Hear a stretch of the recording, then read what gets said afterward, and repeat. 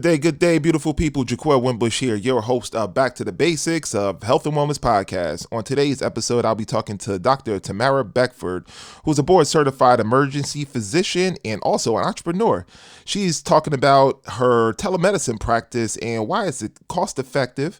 We're also going to be talking about the ailments to be treated with telemedicine, signs that indicate when it's time to go to the ER, and tips about staying healthy during a pandemic. Let's get into it. Being healthy and fit isn't a fad or a trend. Instead, it's a lifestyle. Daddy, it's time to start your podcast.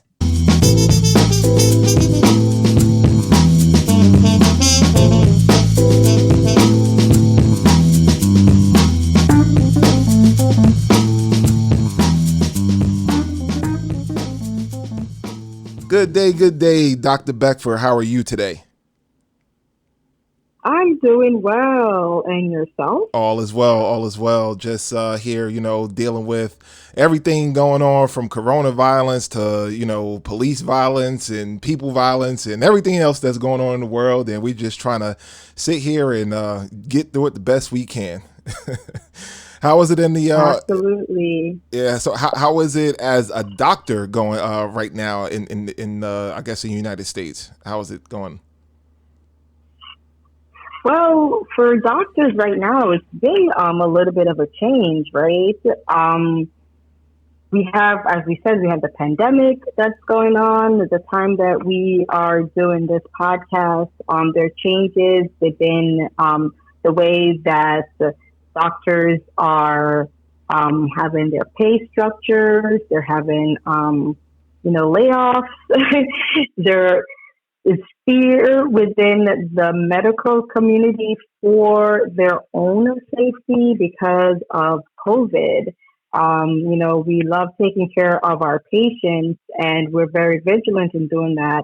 But also there's also the fear in the back of your mind for your own mortality while you're helping others. So, there's a lot going on in medicine at this point in time. Yes, Very heavy time. Absolutely.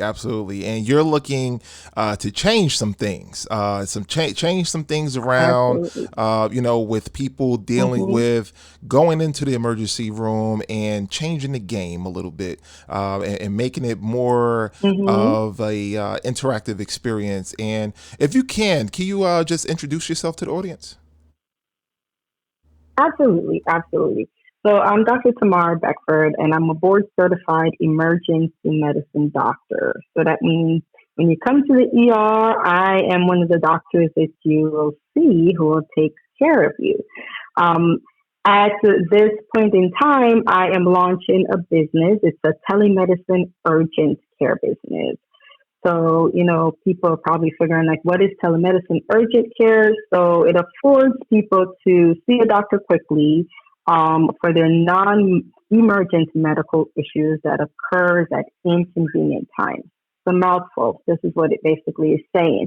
If you have some minor medical issues that happen, like while you're at home, at work, or so on, such as if you're having urinary tract infections, if you start having sinusitis, if your ear infections, things of that sort, things that just happened to you before and it's happening again, and it because you're like, yeah, this feels just like my strep throat that I had 2 years ago. Every time this time of year it happens, you don't have to leave your home to go to a physical location to be seen by the doctor. You can jump online, make an appointment.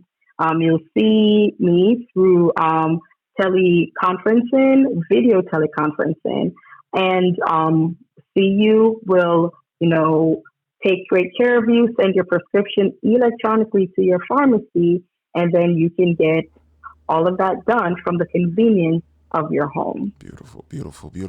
And that's essentially telemedicine. Cool. And that's going to save some money for some people to keep some money in their pockets during these crucial times with this economic crisis that we're dealing with, correct? Absolutely. So here is the thing with telemedicine. Not only is it convenient, but it is cost effective. A lot of people aren't aware, about telemedicine. And so we want to bring it to the population and let them know that there are alternatives. So, for example, I said I'm an ER doc. I take care of the gunshot wounds, the stab wounds, take care of the heart attacks and the strokes. In between all of that, you'll also have some patients who will come in to the emergency room. Most of the time, it's in the middle of the night, and they'll have something as simple as a urinary tract infection. Now, it's not that we don't want to take care of urinary tract infections, absolutely. But I know that once you step in to the ER for a urinary tract infection, you're going to pay an exorbitant fee for something that's very simple to treat. So if you had that and you jumped online, not only is it convenient because you didn't have to leave your house, but it'll also save you a lot of money because you're not having to pay this exorbitant price that is out of the control of the doctors at the hospital because we're not the ones at the hospital who set the price. But if you're here and you get taken care of through the telemedicine, it's my company. I'm the one who owns it. I'll be able to handle your care for a very minimal fee. As we mentioned, it's cost effective. You can get this care for probably the care and the medication in some cases for less than $100. Wow. That's Wow. way different Very than different. going. Yes. Absolutely. So it is cost effective in addition to the inconvenience. Cool. So guys, you cannot make an appointment for the gunshot wound through telemedicine. You have to go to the ER. So and when Absolutely. you can't do the stab wound over the Right. phone. You got to go in. Sorry, that won't help for you. But the people who are dealing with some ailments like she said, urinary tract infections and things like that, those can definitely be you can make an appointment and talk to her about those things over the phone. What are some signs or indications that someone needs to go to the ER? Like we just said, the gunshot wound and the stab wound. But what are other signs when people need to go to the ER and be admitted? So people don't get Okay. it confused. Absolutely. Absolutely. No. And that's the thing about telemedicine. There are certain medical issues that's appropriate for telemedicine, some that we've just mentioned, and there's some that aren't appropriate for telemedicine. So, at this point, I'm just giving you information. We're not dishing out medical advice here because medical legally, we're not your doctors at this point. But this is general information so that you're aware.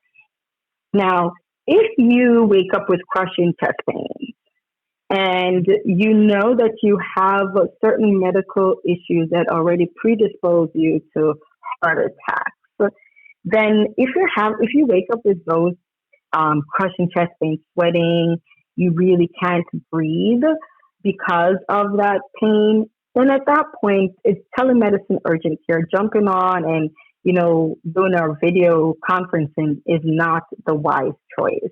You would need Yes. to go to the physical emergency room where you'll be taken care of at that point because the medications and the equipment to take care of you, we are not going to be able to do that through video teleconferencing, right?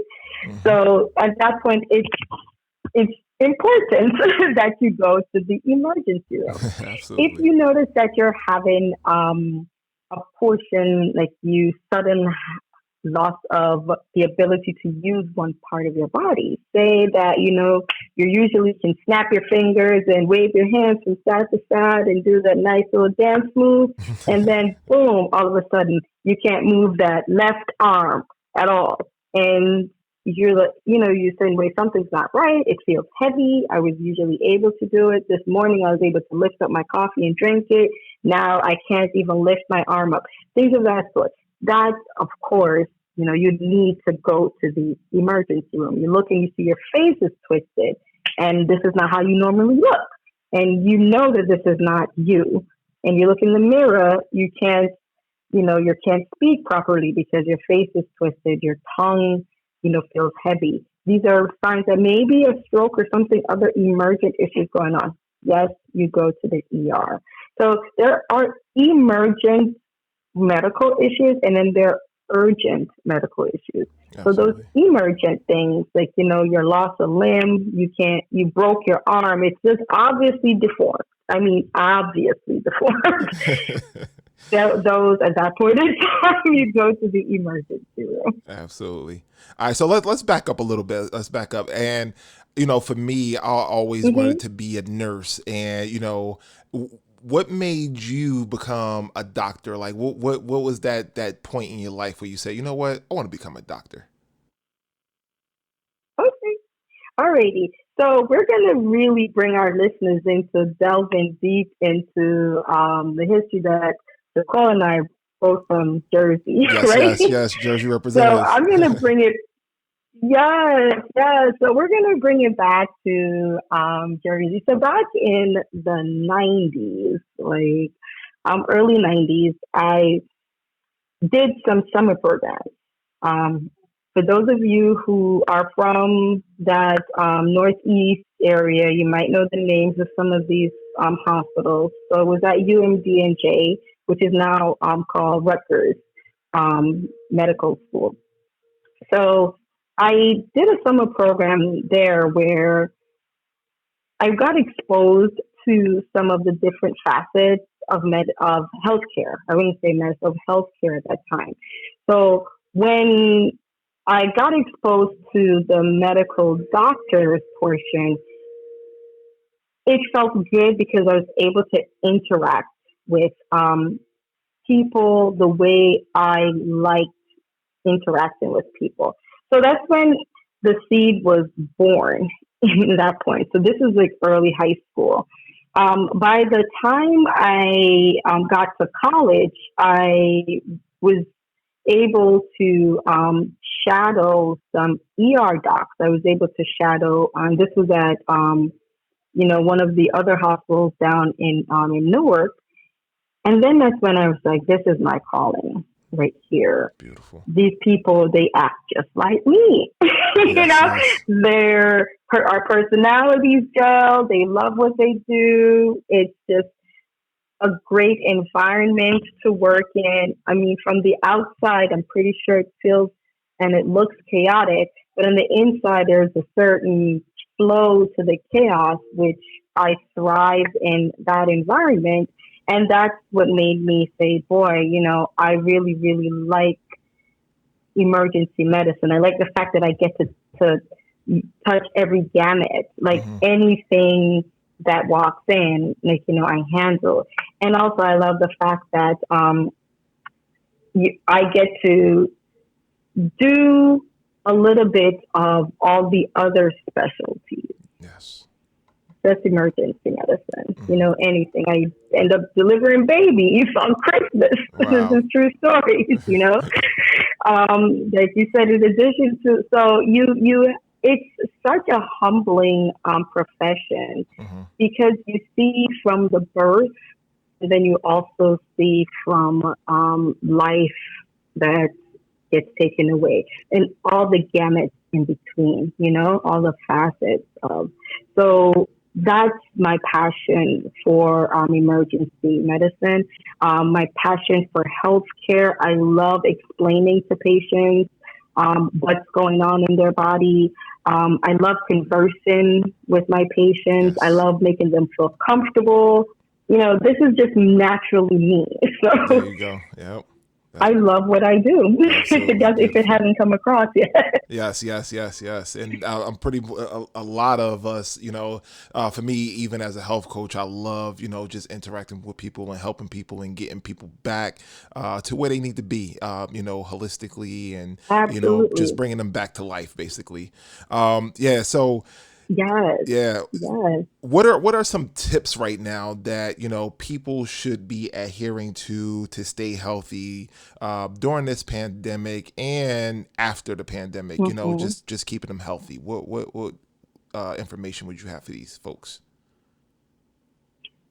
Absolutely. So with the pandemic going on, there are some, as we said, tips and home remedies and things that we can do in order to try to get our body at its optimal state in order for it to be able to fight off any of the viruses or as best as we can, right? So there are vitamins that are out there. Like for example, now we've often been told like, hey, vitamin C. If you feel a cold coming on, try to increase that vitamin C uptake. And it's true. High dose of vitamin C. They're not really sure, but it appears to help in the warding off of the early signs of viruses. Now, will this ward off COVID? We're not sure, but vitamin C helps to ward off some of the other common viruses that, so they said it's been stated by the Cleveland Clinic Journal of Medicine, like, hey, it's not going to hurt you. So, yeah, try to increase and make sure you keep that vitamin C on board. Zinc. Now, zinc is another thing that they've been, and these are all vitamins and supplements, of course, that some of them they're looking to see, does this help with COVID prevention or helping? They're not really sure, but they definitely know that zinc can help to get your body at an optimal state to help to prevent colds. And so they're saying, keeping and having your zinc supplements on board is not going to be harmful. Now, it's not recommended that you try to overdose on zinc because you're going to get nauseous, but just try to keep that supplement, keep that as a part of your regimen. And another thing too is vitamin D. So a lot of us are vitamin D deficient, right? Yes. We're working indoors. We're going from indoors to indoors. I mean, how often are we really outdoors? It's either it's too hot or it's too cold or it's too this or it's too that. So we should try to ensure that we do take our vitamin D and, have that supplement on board. I myself have to take vitamin D. I'm vitamin D deficient. It happens. There are a lot of people who are vitamin D deficient. So, yeah, I'm stacking up on my vitamin D. Now, those are the vitamins to just try to keep in mind, or supplements, as we've mentioned. Other than that, if you do have a medical illness or ailment, such as if you're diabetic or if you have high blood pressure or any of those regular ailments that you have to deal with on a regular basis, I should say, your ailments, then it's best to try to keep your body as close to a neutral state as possible. Such as, if you have high blood pressure, try to keep your blood pressure as close to normal as possible. So whatever it is that you need to do to keep it there, that's good, right? Because then your body is not worn out from the persistent pressure of having to deal with everything under a high pressure. And then you're less likely to succumb to any other ailments because your body is fighting this persistent high pressure. The same thing with the diabetes. If your blood sugar is out of control, try to get it as close to normal range as possible, or within your normal range.